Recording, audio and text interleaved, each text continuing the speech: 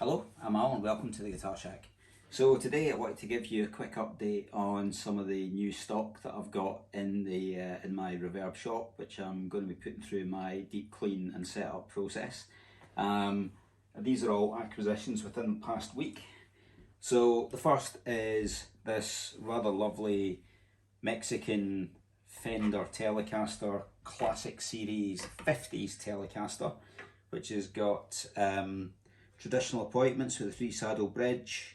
It's got a black guard that comes, the original guard is white, which we'll be putting back on it.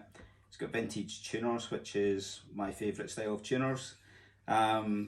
Needs a good clean, needs a little bit of fret levelling. It's got a nice, really nice thick neck on it. And bodywork wise, it's in really good condition. So that's going to get a deep clean, full setup, and yeah, that's going to get a fret level as well. So what's the space for that one?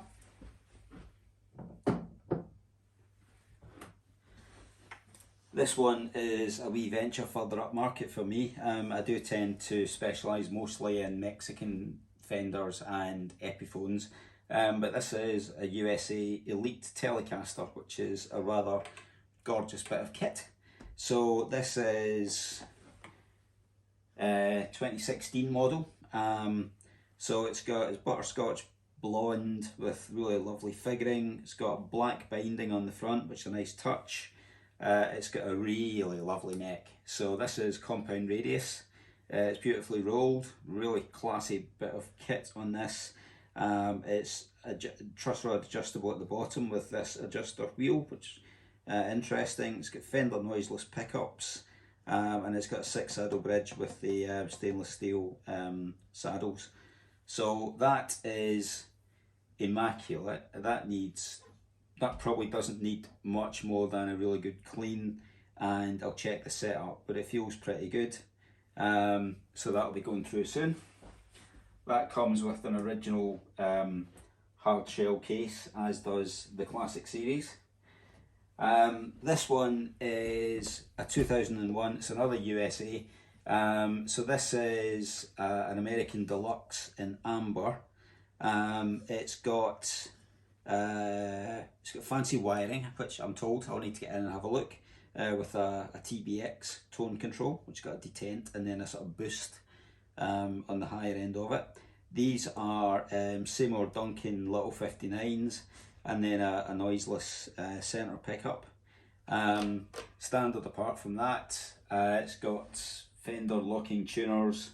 I understand it is built out of a separate body and neck, so technically a parts caster, but everything is Fender, every component, and I'll verify that when I get into it and get it apart. Frets wise, well, they're quite squared. They're certainly going to need crowning. They have been levelled, but they need a bit more work. Bodywork wise, it's pretty good. It's got a big chunk out the top here, which has been sanded off and smoothed over. So I'm just going to leave that. There's nothing I can do with that, and I don't really think it needs to be honest. I mean, it's a 22-year-old guitar now, so it's going to have a little bit of wear to it. But yeah, this is nice. 2-point trim, and we'll be getting into that. And then the one that I am really excited about is this one, which is an original 1987 made in Japan Fender Standard Model 2. So this was Fujigen built during the sort of 1987 period, and it is a bit of a period piece because it's Fender Standard Telecaster Fender Standard Stratocaster in a world back then which was full of super strats. And what they did with this one was that they fitted this Calor super stratty kind of bridge. So it's got a floating trim on a knife point, 2-point trim with fine tuners and a lock nut at the top. So it's a mixture of sort of 80s big hair and classic Strat. So it's a bit of a museum piece. It is very rare. They were only built for 1 year, and I believe that the Calor trem was UK market only, from what I've been finding out. I know nothing about these trems, so I'm on a bit of a journey here, and I don't really use trems that much, so I wouldn't be the first person to put, you know, one of these super stratty dive bomby type trems on a Strat. But it's here, and I think it's really interesting. It's got a couple of additional switches. This one is a kill switch, and I've got no idea what this one is. It's a 3-position switch, but it doesn't do anything as far as I can see, so we'll soon find out when we get in there. It's got a 5-way switch. I don't know what's under the pickguard.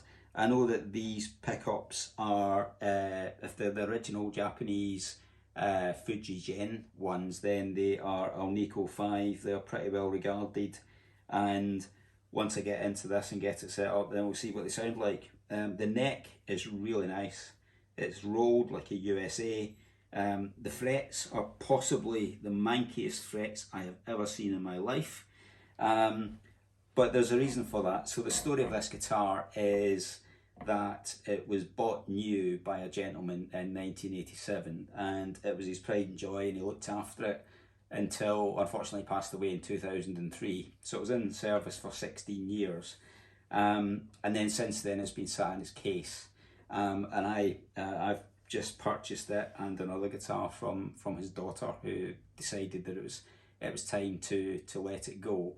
And because I was able to show the kind of restoration work that I've done in some of the other Stratocasters, she was very happy that it was coming to me to get the full sort of sympathetic strip down, deep clean and restoration, which I'm going to give it. So this is a little bit of a labour of, if not love, certainly a labour of respect for the gentleman concerned, and, you know, respect for the history of what's a slightly unusual but very high quality guitar.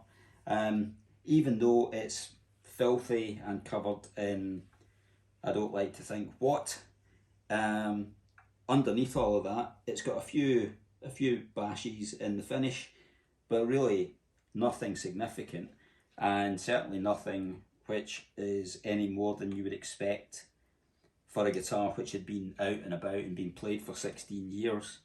So assuming, and it is a big assumption, but if I assume that I don't find anything too nasty underneath all of this, then I think this is likely to be, this is quite a find. The only thing I'm worried about is this trem. Everything is seized solid, so the first thing I'm going to try and do is get the strings off it, get the trem off it, get the lock nut off it, and get them soaking in releasing agent to see if whether I can get this working.